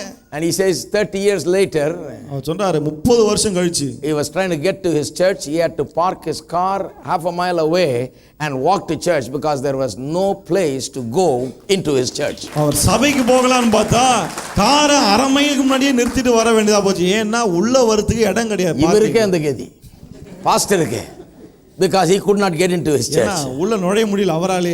It was packed and people still coming. அந்த அளவுக்கு நிரம்பி வழியுது, ஜனங்களும் இன்னும் நிறைய வந்துட்டே இருக்காங்க. He said, I began to imagine. அவர் சொன்னார், நான் கற்பனை செய்ய ஆரம்பித்தேன். Here is a man that has understood what the world has understood. உலகம் விளங்கி கொண்டதை விளங்கி கொண்ட ஒரு மனுஷன் இவர். Here is a man that has understood what God wants every man to understand. ஒவ்வொரு மனுஷனும் எதை புரிந்து கொள்ள வேண்டும் என்று தேவன் விரும்புகிறாரோ அதை புரிந்து கொண்ட ஒருவர் இவர். Why do you imagine failure? ஏன் தோல்வியை கற்பனை செய்ய வேண்டும்? Why do you imagine inadequacy? ஏன் நான் இயலாதவன் என்று கற்பனை செய்ய வேண்டும்? Why do you make yourself small in your own eyes? ஏன் உங்கள் கண்களிலே நீங்கள் உங்களை அற்பமா எண்ண வேண்டும்? Why do you imagine yourself to be poor? உங்களை ஏன் ஏழை என்று கற்பனை செய்கிறீர்கள்? What is wrong with your mind? உங்களுடைய மனதிலே என்ன பிரச்சனை? Do you want to destroy yourself? உங்களை நீங்களே அழித்துக் கொள்ள விரும்புகிறீர்களா? Why can't you imagine what the word of God says? தேவனுடைய வார்த்தை சொல்வதை ஏன் கற்பனை செய்ய கூடாது? God said to Abraham, count the stars. தேவன் ஆபிரகாம் பார்த்து சொன்னார், நட்சத்திரங்களை எண்ணு. Abraham said, no, I can't count it. Abraham சொன்னார், என்னால எண்ண முடியாது. So numerous they can't be counted. ஏனால் ஏராளமா இருக்கிறது என்ன முடியாது. God said, so shall your seed தேவன் be. சொன்னா உன் சந்ததி இவனமா இருக்கும். So shall your seed உன் be. சந்ததி இவனமா இருக்கும். Later on, many years later, I read about that in a book. பல வருஷங்களுக்கு பின்னாடி அத பத்தி ஒரு புத்தகத்துல வாசித்து பாருங்க. You know, about this promise that God made to Abraham. தேவன் ஆபிரகாம் கொடுத்த இந்த வாக்குத்தத்தத்தை பற்றி. And God also said, I'll make your seed like the dust of the earth. தேவன் அவனை பார்த்து சொன்னா உன் சந்ததியை பூமியின் தூளை போல ஆக்குவேன் என்று. And this man was writing about church growth. He said, dust of the earth refers to Abraham's physical descendants. சபை வளர்ச்சி the குறித்து Jews. சபை வளர்ச்சி குறித்து எழுதும்போது அந்த மனுஷன் சொல்லுகிறார் பூமியின் தூள் என்பது ஆபிரகாமுக்கு மாம்ச பிரகாரமாய் வந்த யூத சந்ததி குறித்து சொல்லுகிறார். God says, I'll multiply them like the dust of the earth, because the earth referred to the people that physically were descendants. பூமி என்று சொல்லும்போது இங்கிருந்து வந்த சரீர பிரகாரமான பூமியின் தூள்ல இருந்து வந்த மனுஷர்கள் அவனுடைய சந்ததி பெருகும் அப்படின்னு சொல்றார். But when he said, I will make your seed like the stars of the sky, அவன் சந்ததி வானத்து நட்சத்திரங்களை போல ஆக்குவேன் சொன்னார் இல்லையா? he said, this interpreter said, he's talking about the spiritual descendants of அந்த Abraham. மனுஷன் சொல்லுகிறார் அது வந்து ஆபிரகாமுடைய ஆவிக்குரிய சந்ததியை பற்றி பேசுகிறது. And so he writes about church growth based on that.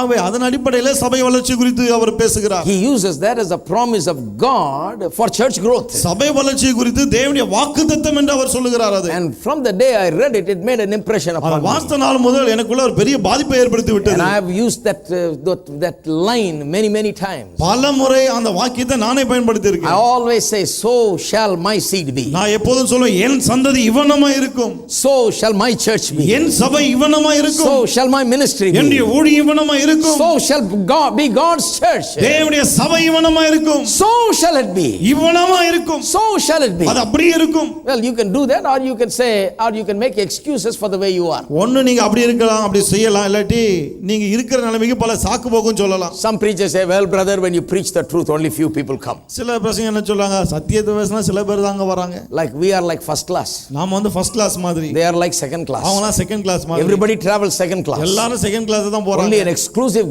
group travels first சில class. விசேஷமான ஆட்கள் தான் ஃபர்ஸ்ட் கிளாஸ்ல போறாங்க. You can imagine that. நீங்க அதையும் கற்பனை So you பண்ணலாம். can imagine that, having a small church. ஆகவே சின்ன சபை வச்சுக்கிறதா கற்பனை பண்ணலாம். You can say, well, God said, wherever 2 or 3 are gathered, there I am in their midst. எங்க 2-3 பேர் கூடுகிறார்களோ அங்கே நான் இருக்கேன் தேவன் சொன்னார் இல்லையா, அதையும் கற்பனை பண்ணிக்கலாம். God didn't say wherever great gathering is gathered, I'll be there. in that. பெரிய பெரிய கூட்டம் இருக்கிற இடத்துல நான் இருப்பேன் தேவன் சொல்லலையே. Wherever 2 or 3 gathered, 2-3 பேர் எங்க கூடுகிறார்களோ that's where he promised he will be. அங்க தான் இருக்கேன்னு வாக்கு பண்ணி So இருக்கிறார். you can spiritualize all these things. ஆவி இதெல்லாம் ரொம்ப ஆவிக்குரிய விதமா எல்லாம் சொல்லிட்டு You போலாம். can say narrow is the gate that leads to salvation. ரட்சிப்பு போகிற பாதை குறுகலானதுன்னு The சொல்லலாம். broad is the gate that leads to destruction. அழிவுக்கு நேரான பாதை விசாலமானதுன்னு சொல்லலாம். And you can give all kinds of, you can imagine that. பாரு இப்படி எல்லாம் கற்பனை பண்ணிக்கலாம்.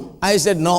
நான் சொன்னேன் வேண்டாம். I'm going to imagine the stars of the sky. வானத்து நட்சத்திரங்களை கற்பனை செய்ய போகிறேன். So I began to imagine. ஆகவே கற்பனை பண்ண I ஆரம்பிச்சேன். began to see in my imagination every chair filled. என்னுடைய கற்பனையிலே ஒவ்வொரு சேர்ல ஆட்கள் இருப்பதை போல கண்டேன். When there was only 20-25 filled, I began to see that every chair was filled. 20-25 பேர் இருக்கும்போது ஒவ்வொரு சேரும் நிரம்பினதை கண்டேன். And because I was imagining, I was now preparing my sermons better also. நான் அப்படி கற்பனை செய்தனால இப்ப பிரசங்கத்தையும் நல்லா தயார் செய்ய ஆரம்பிச்சேன். Because that became a stronghold, it dominated me. So I was thinking that I was preaching to this great அதே ஒரு crowd. பலத்தாரன் போல என்னை ஆட்கொண்டு இப்போ நான் பெரிய கூட்டத்துக்கே பிரசங்கம் பண்றது போல கண்டேன். Hello. Because my mind was so filled with that, I was thinking about, me preaching to thousands of people. என் மனதில் அப்படி நிரம்பி இருந்ததனால என்ன ஆயிரக்கணக்கான மக்களுக்கு பிரசங்கம் பண்ணது போல நான் கற்பனை பண்ணேன். So it influenced my preparation, where I worked very hard to prepare. ஆகவே என்னுடைய பிரசங்கத்துக்கு ஆயத்தம் பண்ணேன், அதை பாதிக்க ஆரம்பித்தது. ரொம்ப நல்லா ஆயத்தம் பண்ண ஆரம்பிச்சேன். I began to really try very hard to understand the truth, so that I will go there and tell the truth in a very exciting way. சத்தியத்தை நன்றாய் நான் விளங்கிக் கொண்டு மக்களுக்கு பரவசமாக எடுத்துச் சொல்ல வேண்டும் என்று ரொம்ப உழைக்க ஆரம்பித்தேன். I began to see people in all needs and problems and health problems, family problems, marriage problems, financial problems, and I wanted to say something that will set them free. பல விதமான பிரச்சனை இருக்கிற மக்கள், சரீரத்தில் ஆரோக்கியம் இல்லாமல் குடும்ப பிரச்சனை, பண பிரச்சனை என்று பலர் இப்படி வர அவளுக்கு நான் பதிலை சொல்வதை போலெல்லாம் கற்பனை செய்ய ஆரம்பித்தேன். I began to imagine that these people are coming and I've got to say something because they're coming there. இப்படிப்பட்ட மக்கள்லாம் வருகிறார்கள், வருகிற மக்களுக்கு நான் எதையாவது சொல்ல வேண்டும் என்று இப்படி எல்லாம் கற்பனை பண்ண So ஆரம்பித்தேன். what is the truth about spirit, soul, body, finances, work of your hands and family? ஆவி, ஆத்மா, சரீரம், கைது செய்த வேலை, குடும்பம், பொருளாதாரம், இதை குறித்த சத்தியங்களா என்ன? I began to look. நான் ஆராய ஆரம்பித்தேன். I began to study. நான் படிக்க ஆரம்பித்தேன். And I began to listen. நான் கேட்க ஆரம்பித்தேன், and I began to learn, கற்றுக்கொள்ள ஆரம்பித்தேன், and I began to preach. பிரசங்கிக்க ஆரம்பித்தேன். Because in my mind now I'm imagining something big. எனக்கு மனதிலே போது பெரிய ஒன்றை கற்பனை செய்கிறேன். And I'll tell you something, in 1 year that little place filled up. சொல்றேன் பாருங்க, ஒரே வருஷத்துல அந்த சின்ன இடம் நிரம்பி விட்டது. Actually before 1 year it filled up. இன்னும் சொல்ல போனா ஒரு வருஷத்துக்கு முன்னாடியே நிரம்பிடுச்சு. But then we extended it and had more than 200 people sitting there, and that also filled பிறகு up. அதை பெருசாக்கி விரிவு பண்ணோம், 200 பேர் உட்கார்ந்தாங்க, அதையும் பெருசாக்க வேண்டியதாச்சு. Within 1 year all of this happened. ஒரு வருஷத்துக்குள்ள இதெல்லாம் நடந்தது. Because the power of imagination is powerful. என்னால் கற்பனை சக்தி ரொம்ப சக்தி வாய்ந்தது.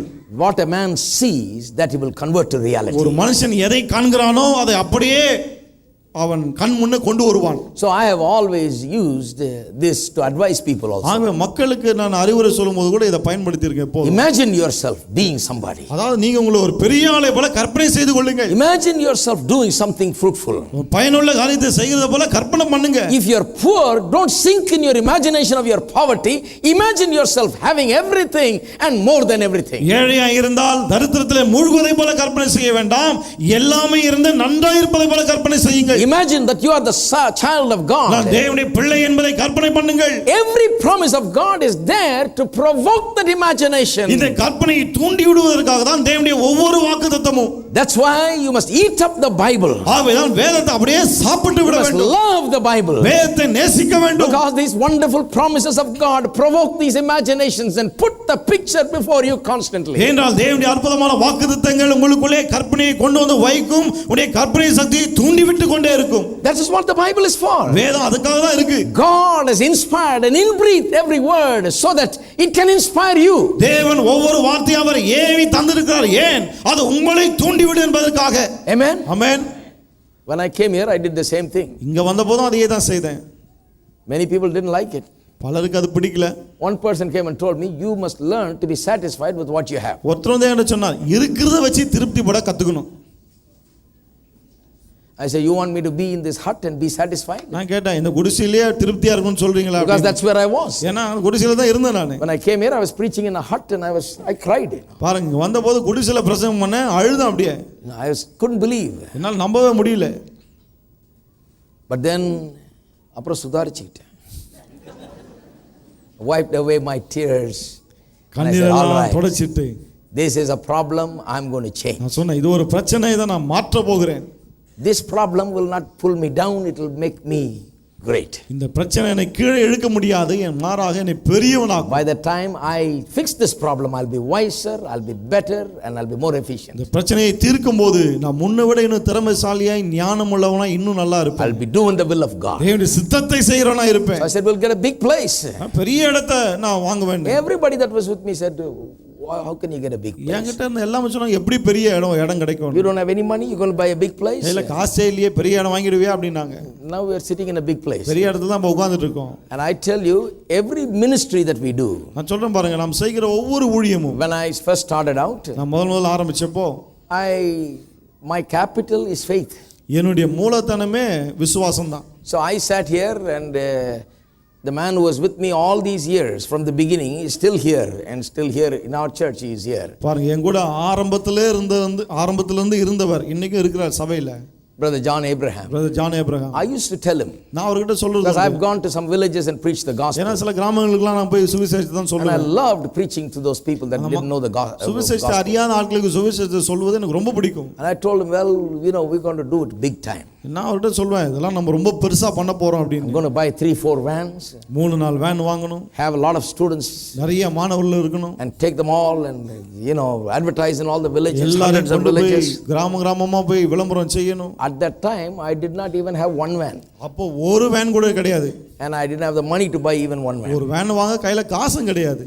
I didn't go and tell anybody I want a van. யார்கிட்ட போய் எனக்கு வேன் வேணும்னு சொன்னது கிடையாது. Because that's not how you get a van. ஏனா வேன் வந்து அப்படி வாங்க கூடாது. Where can you get a van? ஒரு வேன் எங்க இருந்து கிடைக்கும்? You can get a van by putting the van in your heart and in your mind. Van உங்களுடைய உள்ளத்திலும் மனதிலும் போட்டால் கிடைக்கும். Van is made here and it's made here. Van இங்கேயும் தான் உண்டாக்கப்படுகிறது. I never asked anybody for money because money comes from here and here. யார்கிட்டயே நான் காசு கேட்கல, ஏனா காசு கூட இங்க இருந்து இங்க தான் வருது. People say, well, it comes from there, brother. மக்கள் சொல்றாங்க இல்லங்க அங்கிருந்து வருது. No, wrong. கிடையாது, It தப்பு. can't come from there. அது அங்கிருந்து வராது. It must come from your heart of faith and from your renewed mind. அது உங்கள் விசுவாச உள்ளத்திலிருந்தும் புதிதாக்கப்பட்ட மனதிலிருந்து வர வேண்டும். So I believed God. ஆகவே தேவனை விசுவாசித்தேன். And I said, we're going to have all these things. நான் சொன்னேன் இதெல்லாம் நமக்கு We're இருக்கும். going to do all these things. இதெல்லாம் செய்ய போறோம் நாம.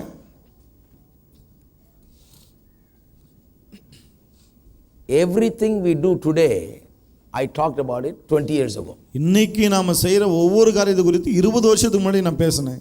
So I have only what I talked about. ஆகவே என்ன பேசணும் அதுதான் இப்ப இருக்கு. I have only what I envisioned. எதை நான் கண்டேனோ அதை தான் உடையவனா இருக்கிறேன்.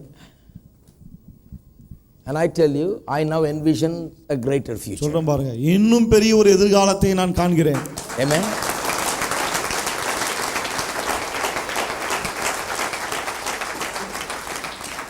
I don't go and tell everybody because people think you're crazy. இது எல்லார்கிட்டயும் சொல்லுதல, ஏன்னா மக்கள் பைத்தியக்காரன் நினைச்சிருவாங்க அப்புறம். So I just tell only people that I know that knows things. ஆகவே சில விஷயங்களை அறிந்த மக்கள்கிட்ட மட்டும் தான் இதை சொல்றேன். But I believe all things are possible. ஆனால் எல்லாம் கூடும் என்று நம்புகிறேன். I believe that God has given me a mind to conceive like a womb and bring forth. ஒரு கர்ப்பத்தை போல கர்ப்பம் தரித்து பிறப்பிக்கக்கூடிய மனதை தேவன் எனக்கு தந்திருக்கிறார். If I can conceive in my heart, என் உள்ளத்திலே நான் அதை கர்ப்பம் தரிப்பேன் என்றால், and bear in the womb of my mind, என் மனம் என்னும் கர்ப்பத்திலே அதை வைத்திருப்பேன் என்றால், it will give birth. I will give birth. நான் அதை பிறப்பிப்பேன். Whatever it is, அது என்னவா இருந்தாலும் you சரி, can bring forth. நீங்கள் அதை பிறப்பிக்க முடியும். Amen. Amen. And I'll tell you, it is not impossible to build something 10 times bigger நான் than சொல்ல this. பாருங்க, இதை விட 10 மடங்கு பெருசா கட்டுறது முடியாத விஷயமே கிடையாது. Amen. Amen. It is not impossible. அது முடியாத விஷயமே கிடையாது. And it is not far away. அது ரொம்ப தூரத்துல இருக்குன்னு சொல்ல முடியாது. Because, you know, a woman bears in the womb only for 9 months. ஏனென்றால் பெண் கர்ப்பத்துல 9 மாசம் தான் சுமக்கிறா. There's got to be a delivery time. பெற்றெடுக்கிற காலம் ஒன்று இருக்கு. Delivery time is soon coming. அந்த பெற்றெடுக்கும் காலம் சீக்கிரம் வருகிறது. Amen. Amen. So imagination is a way for you to bring forth. ஆகவே இந்த கற்பனை என்பது நீங்கள் பிறப்பிக்கிற ஒரு வழி.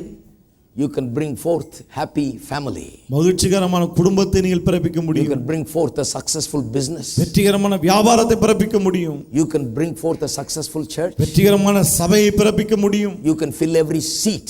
ஒவ்வொரு சீட்டையும் நிரப்ப முடியும். You can bring all the money you want. உங்களுக்கு தேவையான எல்லா பணத்தையும் கொண்டு வர முடியும். You can buy anything you want, do anything you want. நீங்க விரும்புற எதை வேணாலும் வாங்க முடியும், எதை வேண்டுமானாலும் செய்ய முடியும். There is a way to do that. அதெல்லாம் செய்ய ஒரு வழி உண்டு. That is what we are preaching about. அதை தான் நாம் பிரசங்கித்துக் கொண்டிருக்கிறோம். There is a definite way how you can go about நீங்க it. எப்படி இதெல்லாம் செய்ய முடியும் என்பதற்கு நிச்சயமான ஒரு வழி இருக்கு. Because God Almighty is teaching us. ஏனால் சர்வ வல்லமையுள்ள தேவன் நமக்கு கற்றுக் கொடுக்கிறார். Amen. Amen. The power of your imagination. உடைய கற்பனையின் வல்லமை. God is expecting the spirit-filled believers to get your mind together. ஆவியினால் நிரம்பிய விசுவாசிகள் மனதை சீர்படுத்த வேண்டும் என்று தேவன் பார்த்து கொண்டிருக்கிறார். Amen. Amen. So that we'll do something for God. அப்போதான் தேவனுக்கென்று நாம் எதையாலும் செய்ய முடியும். So the Bible is not an ordinary book. வேதம் வந்து ஒரு சாதாரண புத்தகம் அல்ல. It's something that feeds your imagination. உங்கள் கற்பனையை போஷிக்கிற ஒன்று. One of the first things that it feeds you is the imagination about yourself. அது உங்களுக்குள்ளே போஷிக்கிற முதல் காரியம் என்னன்னா உங்களை குறித்த ஒரு கற்பனை. Amen. Amen. What do you think about yourself? உங்களை குறித்து நீங்க என்ன நினைக்கிறீங்க? You can become a very happy person when you think about yourself as the child of God, loved and the beloved of God. நான் தேவனுடைய பிள்ளை, தேவனுக்கு பிரியமானவன் என்று நீங்கள் உங்களை குறித்து எண்ணும்போது சந்தோஷமுள்ள மனுஷனாய் இருப்பீர்கள். Amen. Amen. You'll be a happy believer. ரொம்ப மகிழ்ச்சியான விசுவாசியா இருப்பீங்க. All of these things are there, right there. இந்த காரியங்கள் இங்கேயே இருக்கு. The power of imagination will turn your life around. கற்பனை சக்தி உங்கள் வாழ்க்கையை தலைகீழாய் மாற்றும். It will turn communities and families around. அது சமுதாயங்களை, குடும்பங்களை தலைகீழாய் மாற்றும். When it is yielded, when your imagination is yielded to God's plans and purposes. தேவனுடைய நோக்கங்களுக்கு, திட்டங்களுக்கு உடைய கற்பனையை நீங்கள் விட்டு கொடுக்கும்போது, when the word becomes the source of your imagination. உடைய கற்பனைக்கு ஆதாரமாய் வசனம் இருக்கும்போது, then you are ready to create a new world. புதிய உலகத்தை சிருஷ்டிக்க நீங்க ready ஆயிடுறீங்க. Amen. Amen. Create a new world. புது உலகம் அதை சிருஷ்டிக்க. New family. புது குடும்பம். New situation. புதிய சூழ்நிலைகள். New kind of business. புது வகையான வியாபாரம். Amen. Amen. How many of you are ready for that? எத்தனை பேர் அதுக்கு ரெடியா இருக்கீங்க? Don't miss the next few weeks. I'm going to develop this even further. அடுத்த சில வாரங்களை மிஸ் பண்ணிடாதீங்க. இதை குறித்து மேலும் பேச போகிறேன். Talk about how to achieve anything that you want in life. நீங்கள் வாழ்க்கையில சாதிக்க விரும்புகிற எதை வேண்டுமானாலும் சாதிப்பது எப்படி பேச போறேன். By the God given power of imagination. தேவன் கொடுத்த கற்பனையின் சக்தியை கொண்டு நீங்கள் செய்ய முடியும். By the power of your mind. உங்களுடைய மனதின் வல்லமையை கொண்டு செய்ய முடியும். As a spirit filled believer, your mind must become a tool in God's hands. ஆவியினால் நிரம்பிய விசுவாசியாகிய உங்களுடைய மனம் தேவனுடைய கையில ஒரு கருவியாய் மாற வேண்டும். Amen. Amen. Let's stand up together. நாம் எல்லாரும் எழுந்து நிற்போம். Time's up. நேரம் முடிந்து விட்டது. Hallelujah. Hallelujah. Now that starts you imagining now. இப்போ நீங்க கற்பனை செய்ய வேண்டிய நேரம். Amen. Amen. You put what you want to imagine in your mind. உங்களுடைய மனதிலே நீங்க என்ன கற்பனை செய்ய விரும்புறீங்களோ அதை கற்பனை செய்ய ஆரம்பியுங்கள். You will have sweet dreams. அப்புறம் கனவெல்லாம் இனிமையா இருக்கும். And a wonderful future. அருமையான எதிர்காலம் இருக்கும். And I really mean it. உண்மையா தான் சொல்றேன் நான் அதை. Amen. Amen. Let's lift up our hands. கரங்களை உயர்த்துவோம். Give thanks to God. கர்த்தருக்கு நன்றி சொல்லுவோம். Hallelujah. Praise you, Jesus. Thank you, Father. Thank you, Jesus. Hallelujah. Oh, praise you, Father. Hallelujah. Father God, we give you thanks. பிதாவே உமக்கு நன்றிகளை செலுத்துகிறோம். You have not created us to be mundane, ordinary creatures. You have not created us ordinary creatures. நீர் எங்களை சாதாரணமானவர்களாய் சிருஷ்டிக்கவில்லை ஆண்டவரே. Created us in the image and likeness of God. தேவனுடைய சாயலிலும் ரூபத்திலும் சிருஷ்டித்தீர். Just a little lower than God himself. தேவனை விட சற்று குறைவாய் உண்டாக்கி இருக்கிறீர். To be like God. தேவனை போலவே இருக்கும்படியாக. And I pray that these words that we have shared with people today will lift people. இன்றைக்கு மக்களோடு பகிர்ந்து கொண்ட இந்த வார்த்தைகள் மக்களை உயர்த்தும்படியாய் ஜெபிக்கிறேன். It will change lives. It will change lives. அது மக்களுடைய வாழ்க்கையை மாற்றட்டும். It will change the course of their life. வாழ்க்கை போகிற திசையை மாற்றட்டும் ஆண்டவரே. From poverty, let them go to prosperity. தரித்திரத்திலிருந்து செழிப்புக்கு செல்லட்டும். From unhappiness to happiness. மகிழ்ச்சியற்ற நிலையிலிருந்து மகிழ்ச்சிக்குள்ளே செல்லட்டும். From emptiness to fullness. வெறுமையிலிருந்து நிறைவான வாழ்க்கைக்குள்ளே செல்லட்டும். From disappointments to fulfillment. ஏமாற்றம் நிறைந்த வாழ்க்கையிலிருந்து திருப்திகரமான வாழ்க்கைக்குள்ளே செல்லட்டும். From sadness to joy. வருத்தத்திலிருந்து மகிழ்ச்சிக்குள்ளே செல்லட்டும். From restlessness to peace. இளைப்பாறுதற்ற நிலையிலிருந்து சமாதானத்துக்குள்ளே செல்லட்டும். From weakness to power.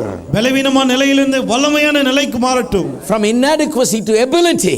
இல்லாத நிலையிலிருந்து முடியும் என்கிற நிலைக்கு வரட்டும். In the name of Jesus. இயேசுவின் நாமத்திலே. May the word go forth and do these things. வார்த்தை சென்றவைகளை எல்லாம் செய்யட்டும். May it quicken people today. மக்களை இன்றைக்கு அது உயிர்ப்பிக்கட்டும். May it change people. மக்களை மாற்றட்டும். May it renew the minds. அவருடைய மனங்களை புதிதாக்கட்டும். In the name of Jesus. இயேசுவின் நாமத்திலே. Hallelujah. Hallelujah. Every fear and doubt be gone. எல்லா பயமும் சந்தேகமும் நீங்கட்டும். Every sense of inadequacy be gone. இயலாத எண்ணங்கள் எல்லாம் நீங்கட்டும். Every feeling of smallness be gone. நான் அற்பமானவன் எண்ணமெல்லாம் விலகட்டும். May new thoughts begin to take a hold of their mind. புதிய எண்ணங்களுடைய மனதை பற்றி பிடிக்கட்டும். May their lives be changed, transformed by the renewing of the mind. மனம் புதிதாகிறதுனால அப்படியே வாழ்க்கை மாற்றப்படட்டும் ஆண்டவரே. We give you all the glory. எல்லா மகிமையும் உமக்கே செலுத்துகிறோம். In Jesus name we pray. இயேசுவின் நாமத்தில் ஜெபிக்கிறோம். Amen. Amen. Now may the grace of our Lord Jesus Christ, கர்த்தர் இயேசு கிறிஸ்துவின் கிருபை, the love of the Father, பிதாவின் அன்பும், the fellowship of the Holy Spirit பரிசுத்தாவின் ஐக்கியமும் abide with each and every one of us for now இன்றும் and என்று சதா forevermore. காலமும் ஒவ்வொருவரும் தங்கி இருப்பதாக. Amen. ஆமென்.